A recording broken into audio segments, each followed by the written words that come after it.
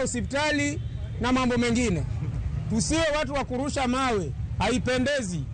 Haipendezi kabisa. Hii ujumbe naomba ifike mahali inaitwa Kibira, ifike Kondele, ifike Nyalenda na ifike mpaka mahali inaitwa Nakuru. Kwa hiyo tafadhalini ndugu zangu wa Kenya, tusifanye maovu. Kenya yetu tuna amani na Mungu atatulinda. Mungu ametupenda akatuletea kabila tofauti na binadamu wote wakaja hapa duniani ili tupendane na tuwe watu wamoja na tuwe tunasaidiana kwa dhiki na shida na raha. Leo tukifanya fujo itakuwa tumeichoma Kenya yetu ama nchi yetu ya Kenya.